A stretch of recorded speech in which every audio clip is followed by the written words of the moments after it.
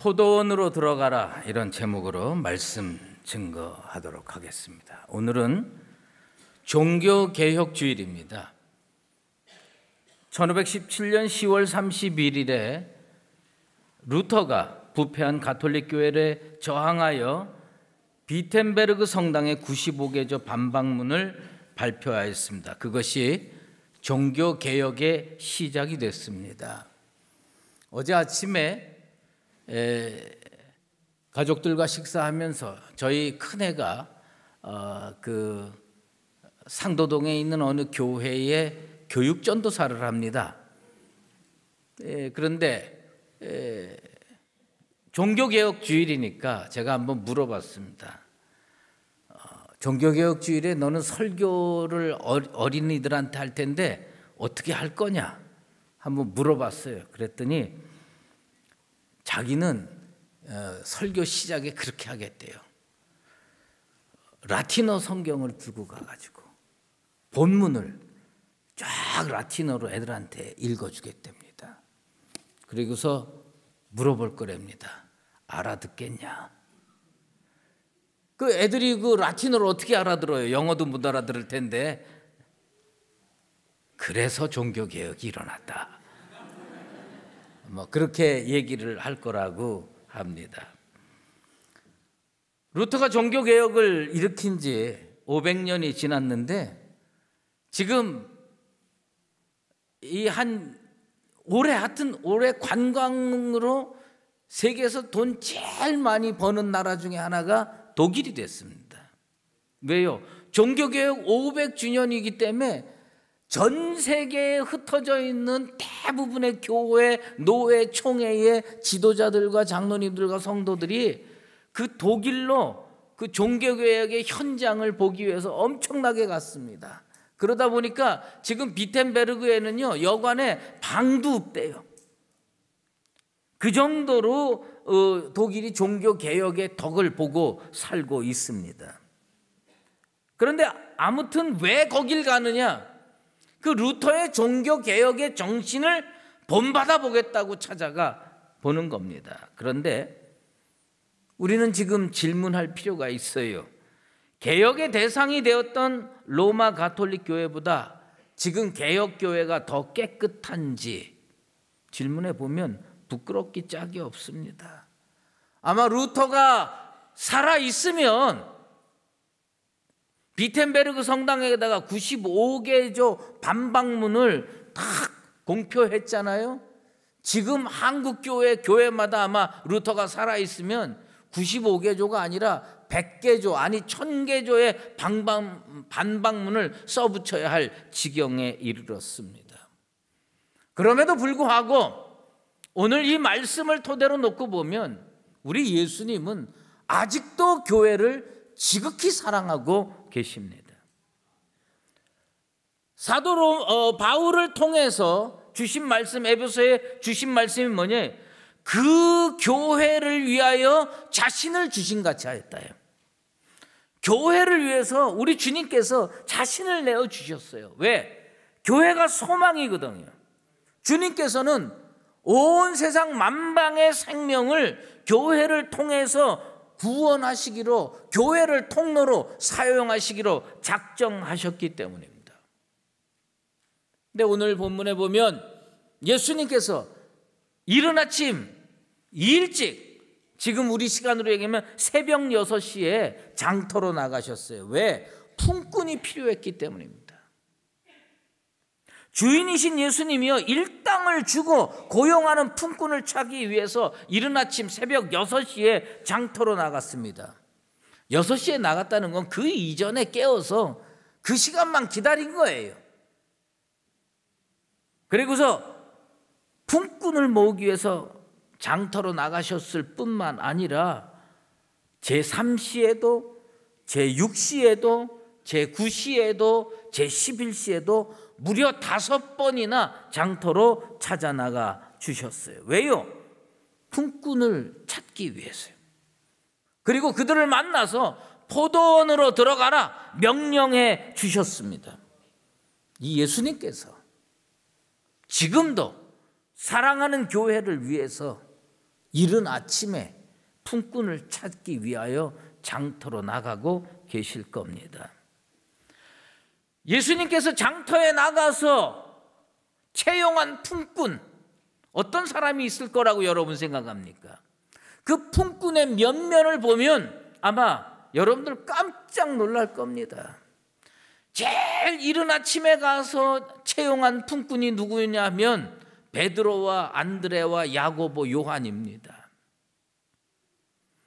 제3시에 나가서 채용한 품꾼이 아마 바울과 디모데와 폴리카과 그리고 어거스틴쯤 될 겁니다. 제6시에 나가고 제9시에 나가서 우리가 알지 못하는 교회사에 수많은 품꾼들을 우리 주님이 직접 채용하셔서 포도원으로 들여보내셨습니다. 500년 전에 루터와 칼뱅은 제9시에 우리 주님께서 장터에서 채용한 품꾼일 가능성이 많습니다. 그러면 지금 이 말세 지말에 제11시에 해당되는 이 말세 지말에 우리 주님은 어떤 품꾼을 만나시고 선택하시고 채용하실까? 놀랍게도 우리 주님이 채용하실 품꾼은 나와 여러분입니다. 여러분, 이 어미한 복음의 진리, 이 사실을 가슴판에 새기고 살게 되기를 주의 이름으로 축원합니다. 12제자 사도 바울 이런 사람들은 이른 새벽에 장터에서 찾아낸 품꾼이었을 거예요. 루터와 칼뱅과 멜랑흐톤과 베자 같은 사람은 제9시에 찾아냈을 거예요. 근데 예수님이 왜 우리는 11시에 찾으시느냐? 사실은요, 11시까지 아무도 나를 부른 적이 없거든요. 여전히 장터에서 놀고 서 있는 사람들 중에 여러분의 모습을 발견할 수 있을 거고 나의 모습을 발견할 수 있을 겁니다. 성경을 읽다 보면요, 개인적으로 놀고 서 있는 사람들이라는 이 표현을 보면 가슴이 아파요. 이 논다라고 하는 표현이 아르구스라는 단어를 쓰는데 무엇이 없다 하는 게 뭐냐면 아라는 거고요. 그 다음에 구루스는 에르곤이라는 단어인데 이거는 뭐냐면 일할 거리입니다. 왜 노느냐? 일할 거리가 없는 사람들입니다. 일할 거리가 없어요. 일할 곳이 없어요. 상황이 그렇다 보니까 장터에서 아직 선택되지 못하고 채용되지 못한 사람들이 3, 3, 5 모여서 놀고 있어요. 그런데 여러분 놀 때 어떻게 놉니까? 시골에 가면 정자나무 아래 그 할머니 할아버지들 노시는데 다 앉아서 놀아요. 근데 이 사람들은 앉을 수가 없어. 오늘 이 일을 못하면 집에 가지고 갈 게 없어요. 임금을 가지고 가야 되고 먹을 거를 가져가야 되고 축복을 가지고 가야 되고 은혜를 가지고 가야 되는데 이 제11시까지 채용되지 못한 이 품꾼들은요 가지고 갈 게 없는 거예요. 그러니까 놀긴 노는데 마음이 불안한 거예요. 미래가 불투명한 거예요. 그래서 이 사람들은 뭐냐면 놀고 서 있는 거예요. 마치 요즘 청년 실업과도 같은 현상을 성경 속에서 찾아볼 수가 있습니다. 그런데 이 놀고 서 있는 사람들에게 예수님께서 찾아가셔서 복음을 선포합니다. 제3시나 제6시나 제9시까지도 잘 모르겠지만 어쨌든 제11시에 서 있는 나와 여러분 같은 사람들에게 있어서는요, 우리 주님이 무슨 일이 급박해가지고 일꾼이 부족해서 부르시겠습니까? 그게 아니에요. 우리에게 은혜를 베풀기 위해서 우리를 찾아와 주신 줄로 믿습니다. 이 사람들의 대답이 뭐냐? 너희는 왜 하루 종일 여기 서서 놀고 서 있느냐? 우리 주님이 이렇게 질문하니까 우리를 품꾼으로 쓰는 이가 없습니다. 오늘날 우리의 처지, 내 처지를 가장 정확하게 표현하고 있습니다. 여러분, 일이 축복입니다. 일이 있어야 자신 있게 살 수가 있어요. 일이 있어야 미래가 열립니다. 포도원 주인이신 예수님께서 할 일을 찾지 못하고 일거리가 없어서 놀고 서 있는 사람들, 여러분, 그 사람들이 그때까지 채용되지 못했다는 것은 무엇을 의미하냐? 제일 힘도 없고요, 전문적인 지식도 없고요, 능력도 없고 재능도 없는 사람들이에요. 그런데 우리 주님 와서 너희도 포도원으로 들어가라, 주님께서 명령해 주십니다. 여러분, 제11시에 채용된 사람들에게 있어서는요, 품삯이 중요하지 않습니다. 한 데나리온님은 어떻고 반 데나리온님은 어떻습니까? 아니, 오늘은 줄 수 없다, 그래도 할 말이 없어요. 그런데 우리 주님께서 상당하게 주겠다고 약속을 해 주셨습니다. 오늘 공쳤다고 생각했는데, 그래서 불안해가지고 제대로 앉아서 쉬지도 못하는 나에게 지혜를 주셨을 뿐만 아니라 그 포도원 주인의 성품을 자세히 살펴보면 삭을 분명히 주시는 분이십니다. 여러분, 비 오는 날 태어난 하루살이 얘기 잘 아시죠? 하루살이가 맑은 날 태어났으면 얼마나 좋았겠어요. 마음껏 날아다니면서 짝짓기 하고 자기 할 일 다 하고 하루를 끝내면 얼마나 행복하겠어요. 그런데 이 하루살이가 비 오는 날 태어났어요. 여러분, 비 오는 날 태어났으니까 이번 생은 포기해야 된다 그러고 안 날고 주저앉겠습니까? 빗속에 날개가 젖어서라도 하루살이는 날 겁니다. 이른 아침에 채용됐으면 얼마나 행복한 인생이겠습니까? 제6시에 채용돼도 할만하지 않았겠어요? 아니, 제9시에 채용됐어도 그래도 버틸만한데 제11시까지 놀고 있는 이 인생들, 비 오는 날에 태어난 하루살이 같은 인생 아니겠습니까? 그런데 그 하루살이가 비가 오는데 우연히 날아가다 보니까 남의 집 처마 밑에 비가 안 오는데 거기에 날아다니는 하루살이가 많았다면 얼마나 기쁘겠습니까? 11시까지 채용되지 않았던 인생들, 그런데 우리 주님이 그 사람을 찾아와서 너도 포도원에 들어가라 말씀하고 계십니다. 나는 제11시에 주님의 부름을 받았기 때문에 주께서 주시는 품삯에 대해서 이러쿵저러쿵 할 처지가 못 되는 사람입니다.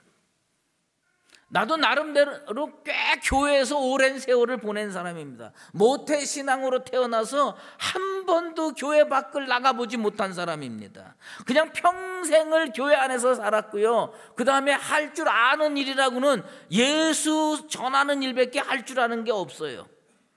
그런데 오늘 말씀을 보면 내가 그래도 한 60년 교회 안에서 살았는데 말씀을 보면 나는 아직도 채용되지 못한 제11시에 장터에서 놀고 서 있는 사람들입니다. 여러분, 생각해 보십시오. 이른 아침에 채용된 사람이 어떤 사람입니까? 베드로는요, 거꾸로 십자가에 못 박혀 죽은 사람입니다. 사도 바울은요, 소아시아 일대를 복음 들고 15,000km를 자기 발로 걸어 다니면서 복음 증거한 사람입니다.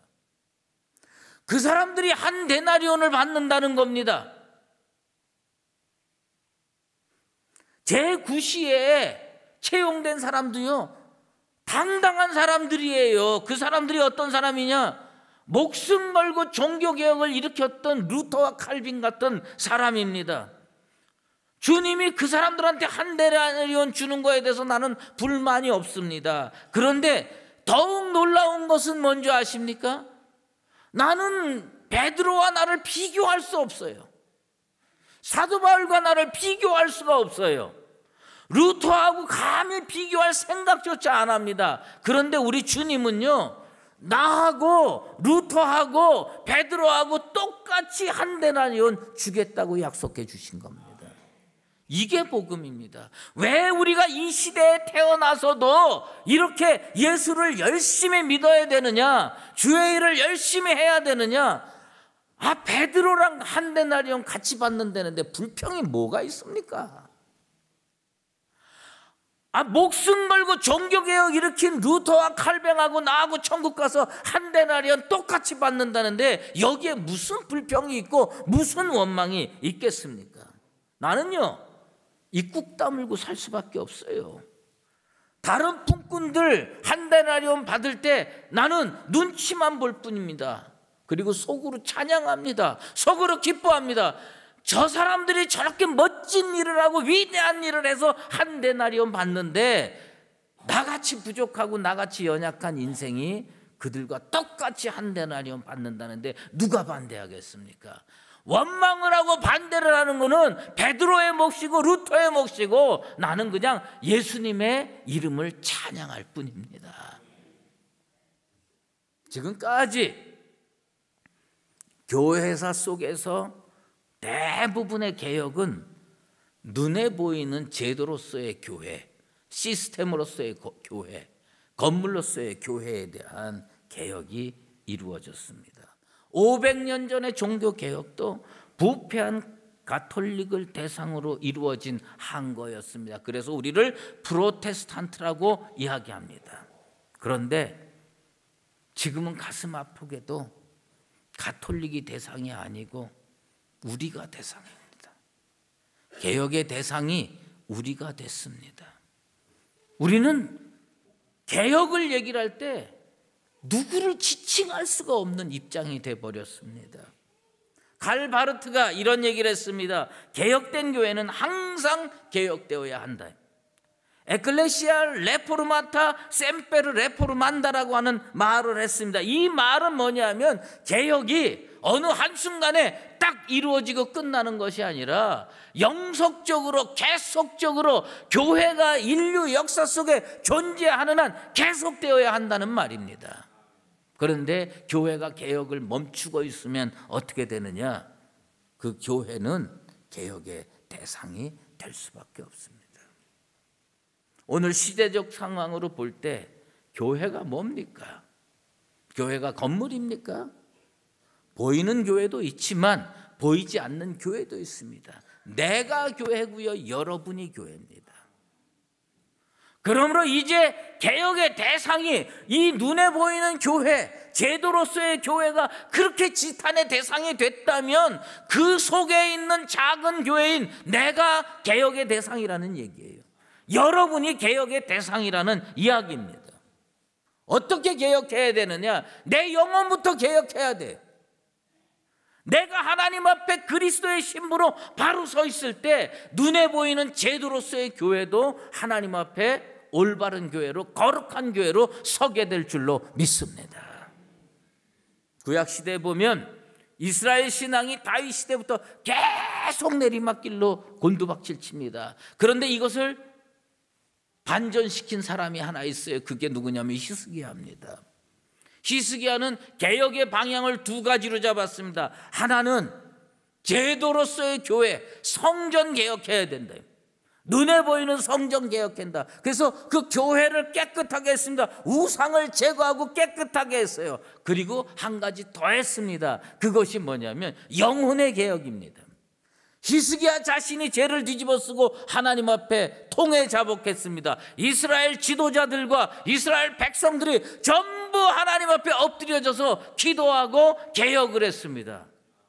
그런데 오늘날 개혁은 다 개혁을 부르짖는데 교회를 개혁해야 된다. 맞는 얘기죠. 그럼 교회가 누구냐 이게? 교회가 무엇이냐 이게?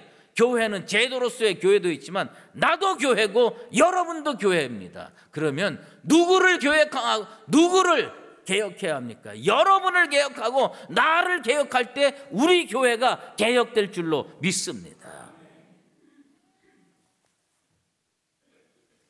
우리는 어떻게 자기를 개혁해야 합니까? 그게 뭐냐? 자기를 주님이 쓰시기에 합당한 그릇으로 만들어야 돼요. 금그릇이 중요한 게 아니에요. 은그릇이 중요한 게 아니에요. 나무 그릇, 질 그릇 다 천국에는 많이 있지만 우리 주님은 어떤 그릇을 쓰시냐면 깨끗한 그릇을 쓰는 겁니다. 제도로서의 이 교회도 깨끗해지게 되길 바라고, 나도 깨끗해지길 바라고, 여러분도 깨끗해지게 되기를 주의 이름으로 축원합니다. 자기 영혼을 개혁하지 않으면서 교회 개혁해야 된다고 떠들 필요 없습니다. 내 영혼이 깨끗해져야 돼요. 내 영혼이 하나님이 쓰시기에 합당해야 됩니다. 언젠가, 지금으로부터 한 35년 전으로 기억되는데, 그때는 그 거가대교가 없었을 때인데 가덕도의 한 고아원에 며칠 가서 봉사한 적이 있습니다.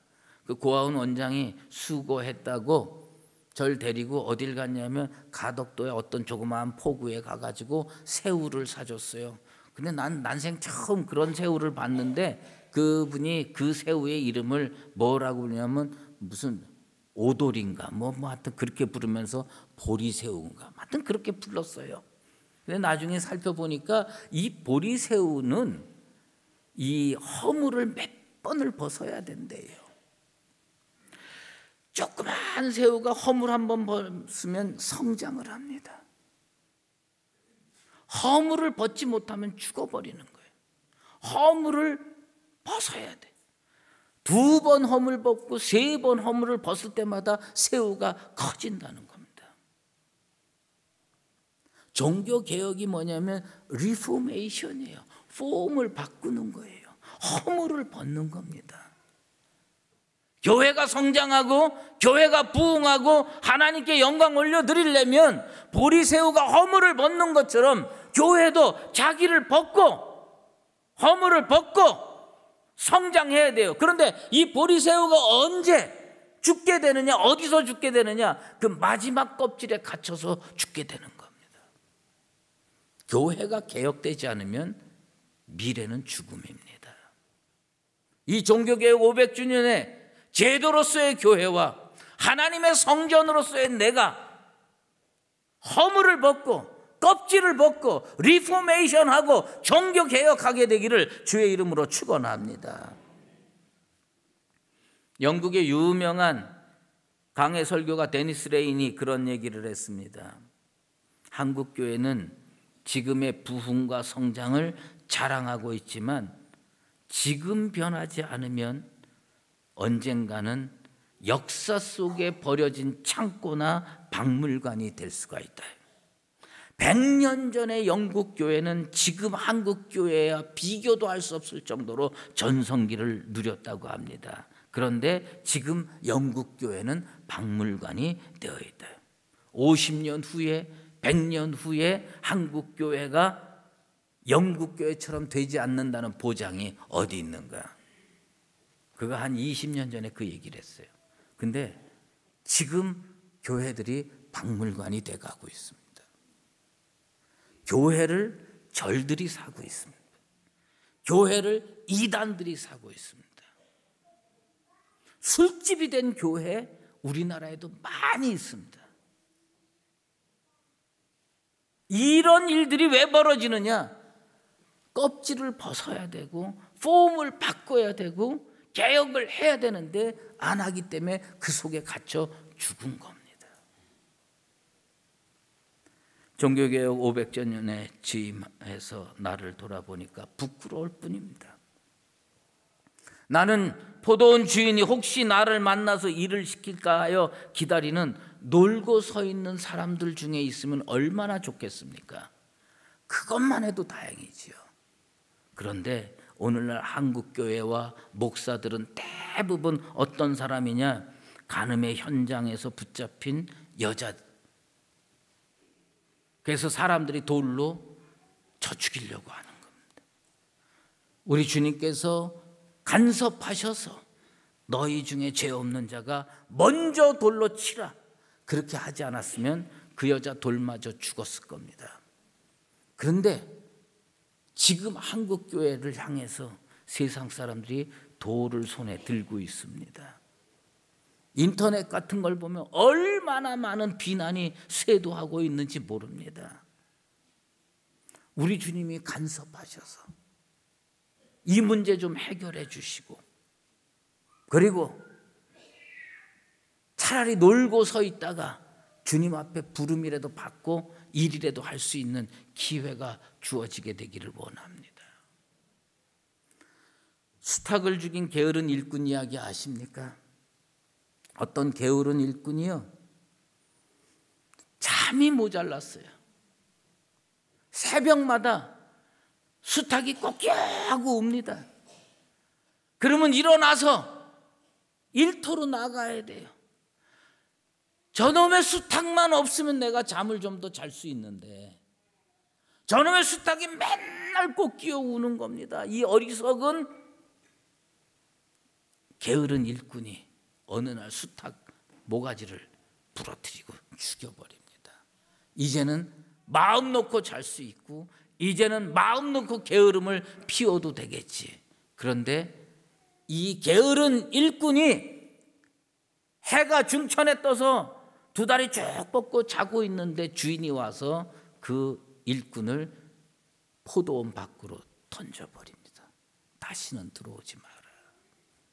여러분, 개혁하자고 하는 사람들, 그 꽃기어 하는 소리 듣기 싫다고 외면하면 안 됩니다. 들어야지요. 그리고 힘들어도 새벽에 부시시 일어나서 일터로 나가야 되는 겁니다. 놀고 서 있는 사람 축에도 들지 못해서 개혁의 대상이 되어버린 한국교회와 목사들, 그리고 성도들, 우리 주님께서 그들에게 찾아오셔서 너희도 포도원에 들어가라. 이 놀라운 복음의 말씀이 이 시대의 교회와 목회자들과 성도를 향해서 다시 울려 퍼져 새 소망의 역사가 열려지게 되기를 예수 그리스도의 이름으로 축원합니다. 기도하겠습니다. 하나님 아버지, 루터는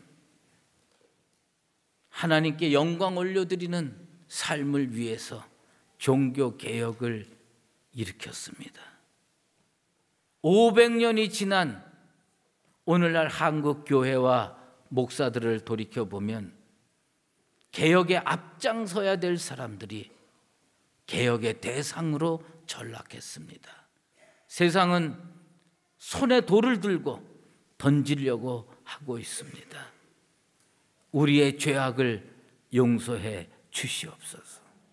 그리고 하나님 앞에서 자기 영혼을 잘 추스려 나부터 거룩한 성전이 되고 내가 하나님의 교회가 돼서 그리스도께 내가 하나님께 영광 올려드리는 삶을 살아 교회가 살아나고 부흥의 역사가 다시 일어날 수 있도록 기회를 허락하여 주시옵소서.